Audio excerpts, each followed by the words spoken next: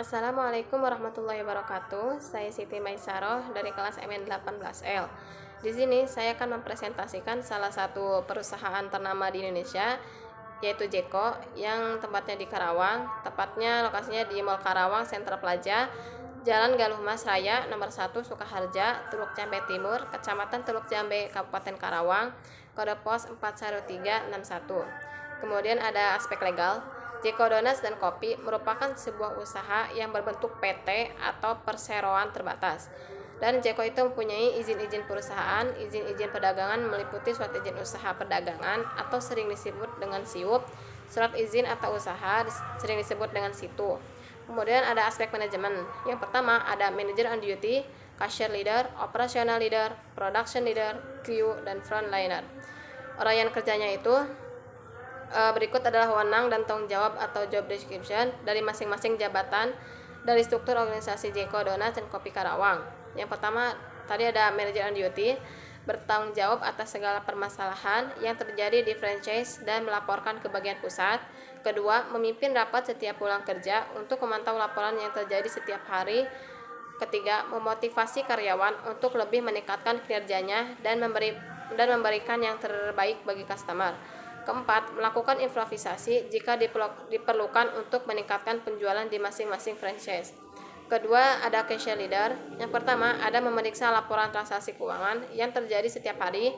Kedua, memantau kerja para stafnya dan melaporkan pembukuan ke manajer di franchise. Kemudian ada operational leader. Memantau segala operasional usaha di franchise yang menyangkut sarana dan prasarana di franchise. Kemudian ada production manager, mengatur segala permasalahan yang menyangkut produksi dalam donat. Kemudian ada kru merupakan pelayanan yang bertugas dalam melayani pelanggan dan yang membantu keperluan pelanggan. Dan yang terakhir ada frontliner. Frontliner bertugas dalam menawarkan produk-produk dari Jeko kepada pelanggan yang di luar secara gratis dan menarik pelanggan dengan komunikasi dengan sopan. Kemudian ada aspek pasar. Yang pertama ada pasar sasaran. Target utama Jeko adalah kaum muda dan keluarga yang usia anggota keluarga kurang dari 55 tahun. Ini bisa kita lihat dari desain Jeko dan kemasan produknya yang berwarna cerah tapi tidak norak dan sesuai dengan kalangan konsumen menengah ke atas. Kemudian ada segmentasi pasar. Pertama, segmentasi geografis. Wilayah pemasaran Jeko Donuts dan Kopi saat ini tak hanya di Indonesia, akan tapi juga meluas ke negara lain seperti Malaysia, Singapura, Filipina, dan Australia. Kedepannya Jeko Donuts dan Kopi akan go internasional untuk memperluas pasar Jeko Donuts dan Kopi. Kemudian segmentasi demografis, umurnya 18-45 tahun, jenis kelamin laki-laki dan perempuan. Kemudian segmentasi psikografis. Segmentasi ini didasarkan pada penggolongan kelas sosial, gaya hidup, atau ciri kepribadian lainnya. Jeko Donuts dan Kopi menyasar kelas sosial menengah hingga menengah ke atas dengan gaya hidup modern, menggemari aktivitas sosial serupa hangout di kafe, serta menggemari makanan dan minuman dengan brand premium. Kemudian segmentasi perilaku. Segmentasi ini didasarkan pada tingkat pengetahuan, sikap penggunaan, atau tanggapan terhadap suatu produk. Segmentasi ini dapat dibedakan atas dasar kesempatan penggunaan, manfaat yang dicari, status pemakai, dan tingkat pemakaian. Kemudian ada pesaing. Semakin kesini semakin banyak merek donat yang tersebar di seluruh Indonesia. Ada yang dari luar negeri, ada pula donat lokal. Dalam dunia bisnis, adanya pesaing bukan lagi menjadi hal yang harus dihindari lagi. Dewasa ini, keberadaan pesaing justru menimbulkan motivasi tersendiri bagi penjalan bisnis tersebut untuk mengembangkan usahanya agar tidak kalah dengan para pesaingnya. Oleh karena itu, Jeko Donuts terus melakukan continuous improvement demi menjaga kualitas produk yang dimiliki agar mampu terus bersaing di pasaran. Adapun pesaing Jeko Donuts sebagai berikut. Yang pertama ada Dunkin' Donuts, Mr. Donuts, Krispy Kreme Donuts. Kemudian ada strategi bauran pemasaran. Pertama ada produk. Jeko Donuts dan Kopi hadir di tengah masyarakat dengan beberapa jenis produk yang ditawarkan. Produk-produk yang dimaksud meliputi donat, kopi, coklat, serta produk terbarunya yaitu yogurt. Setiap donat diberi nama kreatif sesuai dengan topping dan rasa. Ini menciptakan sebuah keunikan dan mudah mengingat nama. Contohnya itu seperti Kiss Me Up adalah nama untuk donat dengan keju meleleh di atas. tiramisu, ada nama dari donat dengan topping tiramisu. Kemudian ada lokasi, Jeko Donuts sudah membuka gerai di 53 kota di Indonesia. Jeko juga sudah melebar sayapnya di beberapa negara seperti Malaysia, Singapura, Filipina, dan Hong Kong. Perusahaan juga akan melebarkan sayapnya ekspansinya sampai Timur Tengah.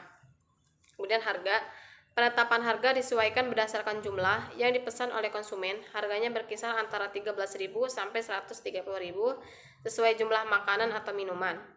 Kemudian promosi itu memberikan potongan harga jika konsumen membeli satu paket Jeko. Kemudian ada aspek teknis dan produksi. Pertama ada cakupan produksi.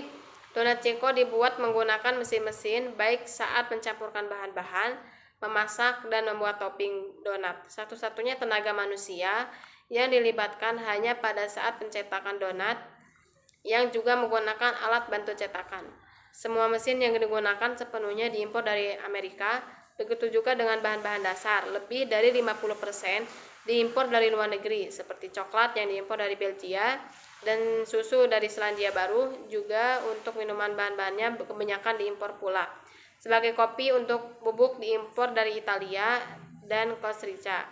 Berdasarkan semua inilah, Jeko diposisikan sebagai produk bermutu premium di pasaran donat Indonesia. Kemudian di sini ada building layout. Kemudian kita masuk ke aspek finansial. Yang pertama ada bahan baku. Di sini ada keterangan harga per kilogram, kebutuhan, dan total harga. Pertama, tepung terigu dengan harga 30.000 per kilogram, kebutuhannya 20 kg, total harganya 600.000. Kemudian mentega 30.000 per kilogram, kebutuhannya 10 kg, dan total harganya 300.000. Susu bubuk 30.000 per kilogram, kebutuhannya 5 kg, dan total harga 150.000. Telur dengan 25.000 per kilogram, kebutuhannya 15 kg, dan 375.000 per kilogram. Gula pasir dengan 15.000 per kilogram, kebutuhannya 25 kg, dan 375 kg. 375.000 rupiah totalnya. Dan garam 10.000 per kilogram, kebutuhannya 1 kg, dan total harga 10.000 rupiah. Kemudian total perharinya 1.810.000 dan total per bulannya 54.300.000 rupiah. Kemudian ada biaya tenaga kerja tidak langsung atau BTKTL.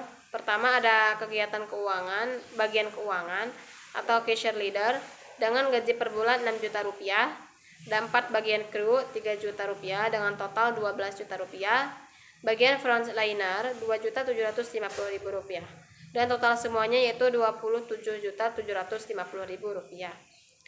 Kemudian ada biaya operasional pabrik atau BOP tetap. Pertama biaya pemeliharaan peralatan 500.000 rupiah, coklat batang 7.500.000, keju batang 4.500.000, coklat putih batang 9 juta, kacang 4.500.000, seres 4.500.000, stroberi 18 juta, dan total semuanya 48.500.000 rupiah. Kemudian biaya operasional pabrik BOP variabel.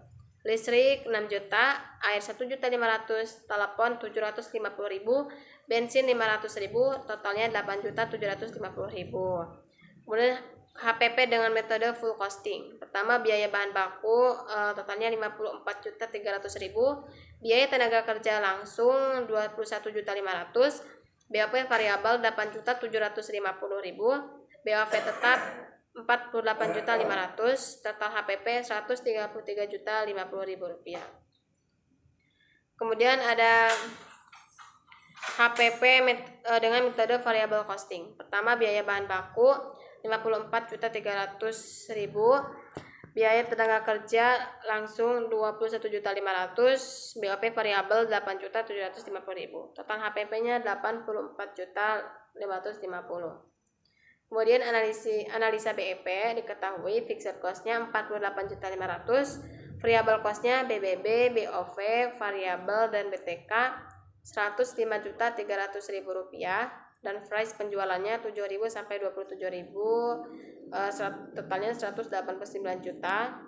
Kemudian pertama BEP rupiah 48.500.000 rupiah dibagi 0,4428 57142, BEP sama dengan 109.516.129 diberatkan menjadi Rp109.500.000 per bulan. Kemudian BEP unit, BEP sama dengan 48.500.000 dibagi 7.000 dikurangi 3.900, BEP sama dengan 15.600.000 unit donat per bulan atau 500 unit donat per hari. Kemudian kesimpulannya, dari hasil analisa studi kelayakan bisnis yang telah dilakukan pada Jeko Donas dan Kopi Karawang adalah dapat dibuat kesimpulan seperti di bawah ini. Pertama, dari aspek sosial, menjadikan masyarakat menjadi lebih konsumtif dengan adanya Jeko Donas dan Kopi di Karawang ini. Kedua, dari aspek keuangan, Jeko Donas dan Kopi Karawang merupakan usaha yang layak terlihat dari NPV yang dihasilkannya. Ketiga, dari aspek ekonomi, Jeko Donas dan Kopi Karawang merupakan sumber lapangan pekerjaan bagi masyarakat di sekitar lokasi usaha. Kemudian di sini ada saya mengambil sumber-sumbernya itu dari sini, data pustaka. Sekian dari saya, mohon maaf jika ada salah-salah kata. Wabillahi taufiq wal hidayah. Wassalamualaikum warahmatullahi wabarakatuh.